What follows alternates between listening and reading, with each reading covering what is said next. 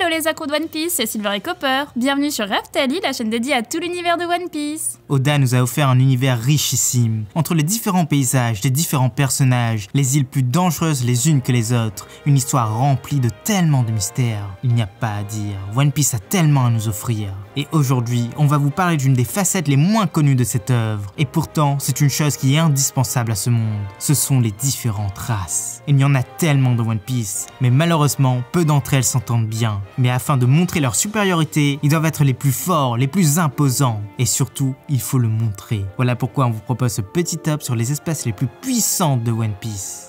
Attention, dans ce top, on vous présentera uniquement la puissance des individus lambda. C'est-à-dire que certains des représentants pourraient être super puissants, mais ça reste des cas isolés. Ça ne représente en aucun cas la majorité. Mais forcément, on va quand même les évoquer, mais sans plus. Nous allons aussi nous focaliser sur les vraies espèces et non pas ceux créés par des fouilles du démon. En gros, pas de phénix ni de centaure. Mais surtout, dites-nous en commentaire quelle espèce vous aurez aimé être et votre top. Et en attendant, jeune pirate sans drapeau, rejoins-nous de cette folle aventure. C'est aussi simple qu'un abonnement pour toi, et nous, ça nous aide énormément. Mais place à la vidéo. Allez, c'est parti. Numéro 10, les souffres-douleurs. Pour commencer ce top, on a fait un choix drastique. Comment dire, c'est très audacieux et ça va en surprendre plus d'un. En fait, ce sont les êtres humains classiques. Et oui, par nature, ils sont tous comme dans notre monde, assez faibles, comparés à toutes les autres espèces et animaux bien sûr. Dans One Piece, ils occupent plus de 90% de la planète, et ils sont en majorité d'honnêtes personnes qui ne recherchent qu'à survivre dans ce monde brut. Certes, ils se détruisent entre eux, se volent, s'arnaquent, craignent les attaques pirates, le gouvernement, tout ça, mais on ne leur en veut pas, car la relative sécurité et tranquillité de leur situation fait que la force leur est égale. Mais il faut quand même préciser quelque chose, même si de base ils sont tous très faibles, on le voit bien à leur naissance, c'est l'espèce avec la plus grande marge d'évolution. Ils n'ont quasiment aucune limite de puissance s'ils s'en donnent la peine. Car s'ils se mettent à combattre jour et nuit, à s'entraîner, à défier les meilleurs, ils deviendront surpuissants. Tous les Yonko en sont. Roger et Barbe Blanche aussi, les grands noms de la piraterie également. Malheureusement, ça ne concerne qu'un petit pourcentage. Comme le dit si bien Arlong, cette espèce est faible et fragile. Et leur prix de vente dans la salle d'enchères de Sabaody, elle est de 500 millions de berries. Numéro 9, les voyants. Pour ce numéro 9, parlons d'un groupe ethnique qui n'est pas beaucoup apparu dans l'œuvre, mais qui est assez encensé par les grands de ce monde. Ce sont les Trois Yeux. À première vue, ils ont tout d'un être humain classique, ils ont même l'air assez frêles. Bon, on a vu que Pudding et elle est métisse, mais son troisième œil semble être très utile. Elle peut voir ce qui ne peut pas l'être. Ce n'est pas un œil classique, un peu comme dans les mythologies hindouistes. En tout cas, Big Mom convoite les pouvoirs de sa fille. Kaido les trouve utiles. Sa valeur et sa force semblent plus forts que celles des humains classiques. Mais comme on n'en sait pas plus, cette race n'est que 9e dans ce top.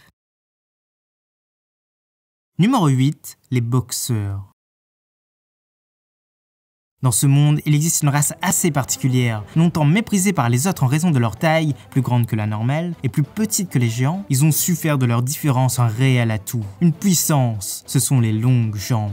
Ces attributs ne sont en aucun cas de l'apparat, car leurs membres inférieurs se retrouvent avec une puissance démultipliée. Leurs coups de pied sont semblables à des coups de fouet. Ils courent plus vite, sont plus agiles, plus résistants. Pour exemple, Blue Gilly, un des membres de la grande flotte de Mugiwara en était. Pareil pour Smoothie. La suite Commander, c'est ses sœurs. Et n'oublions pas le Baron Tamago, leur force est indéniable pour tous ceux qui ont été croisés, et vraiment on a hâte d'en voir plus.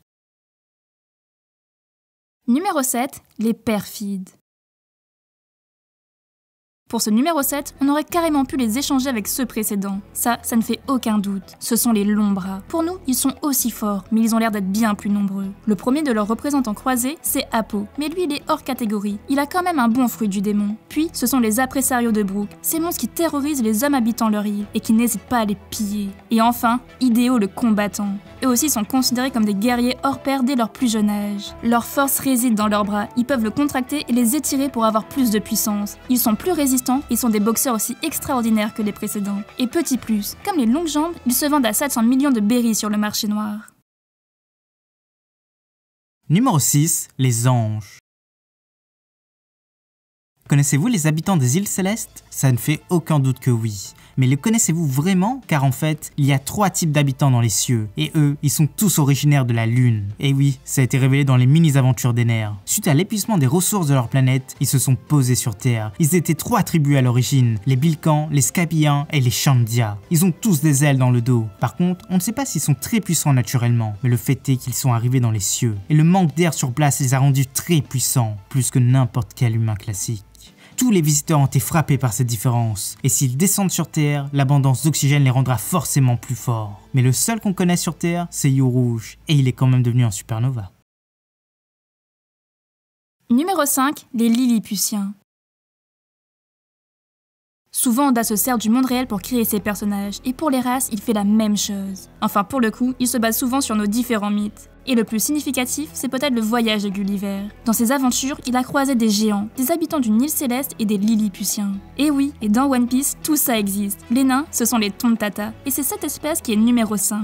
Ils ont tellement de qualités, ils sont super rapides, Zoro a eu du mal à les voir. Ils sont également super forts et ils déferlent sur Dressrosa sans quasiment pouvoir être arrêtés. Et enfin, ce sont des experts en combat. Leur histoire se mêle avec celle des Don Quichotte et celle de Norland le Monteur. On a vraiment hâte d'en voir plus, mais leur seul défaut, c'est quand même qu'ils sont bien trop crédules. Numéro 4, les poissons. C'est un peu méchant comme titre, mais il n'y a pas de suspense pour ce numéro 4. Ce sont les hommes poissons. Ils ont été introduits au tout début de la série. Non, pas comme ça, mais plutôt comme ça. Et ils se présentent eux-mêmes comme une race supérieure, comme des monstres de puissance. Ils sont tous au moins 10 fois plus puissants qu'un habitant de la surface. Et ça, même dès la naissance. Arlong en était le digne représentant. Au fil de Grand Line, on aura la confirmation de leur force, et l'apothéose de leur puissance sera représentée par 2 hommes poissons. Le premier, c'est Jinbei, l'ex-Shichibukai, et le second, c'est Jack, le lieutenant de Kaido. Une autre chose incroyable avec cette espèce, c'est leur technique de karaté, une vraie spécialité des lieux. Mais quand même, elle n'est pas spécifique à cette espèce, car un être humain peut l'utiliser. N'est-ce pas, Koala? Numéro 3, les velus. Là, on s'attaque à l'une de nos races préférées. Oda a tout fait pour qu'on les adore et il a réussi. Ce sont les Minks. Introduits pour la première fois lors de l'arc Sabaody, on ne comprend pas vraiment que c'est une race à part. Il faut dire qu'on ne voit que Beppo et on se dit que c'est juste un utilisateur du fruit du démon. Mais en fait, non. Et il faut attendre Zou pour en savoir plus, le fief de cette espèce. Tous sont des guerriers hors pair depuis leur naissance. Ils produisent de l'électricité et paralysent leurs ennemis, sans parler de leurs particularités propres. Ils ont tous une forme spécifique, mi-animal, mi-humain. Et enfin, ils ont une forme ultime, une transformation qui laisse sans voix, le Sulong. Certes, cette forme les épuise jusqu'à la mort s'ils ne sont pas arrêtés, mais elle les rend incroyablement puissants. Personnellement, on aime les Minks et on affirme que c'est l'une des espèces les plus puissantes connues à ce jour. Numéro 2, les démons. Pour ce numéro 2, on a choisi le plus étonnant d'entre tous, et aujourd'hui encore, ils sont bien trop mystérieux. On n'a vu qu'un seul de leurs représentants, on ne connaît même pas leur nom, mais la puissance émane d'eux. C'est l'espèce de King, le second de Kaido. Oui, on ne les connaît vraiment pas, mais il y a quelques informations qui ont fuité dans l'œuvre. Tout d'abord, c'est une espèce qui peut contrôler le feu. Leur puissance était connue sur tout Grand Line, et aujourd'hui, ils ont presque tous disparu. Big Mom le voulait à tout prix dans son équipage, et ce n'est pas à cause de sa force, mais car c'est bien une espèce des plus rares. Ils ont même des ailes noires. Si ça ne suffit pas à vous convaincre, sachez que créer du feu sans fruit du démon, c'est très puissant. Numéro 1, la terreur.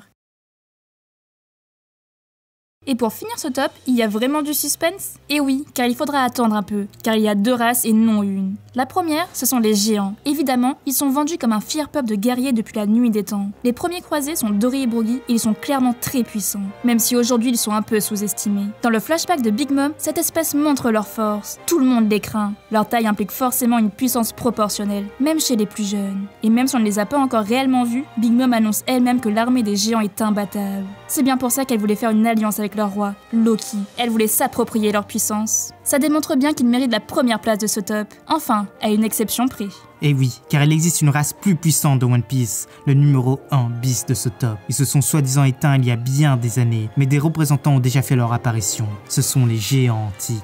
Leur surnom, c'est les transporteurs des continents. On connaît peu de choses sur eux, mais leur puissance est impressionnante. Oz, un de leurs représentants, était un adversaire redoutable, de même que son descendant à Marineford, Oz Junior, mais le mystère reste entier sur eux. Mais la plus grande des interrogations, c'est le crâne d'Onigashima. Il ressemble comme 2 gouttes d'eau à celui d'Oz, mais en bien plus gigantesque. Mais qu'est-ce que c'est? Voilà, c'est déjà la fin de cette vidéo. On espère que ça vous a plu et surtout, laissez-nous votre avis en commentaire. C'était Silver et Copper pour Raftalil. À bientôt les accros de One Piece.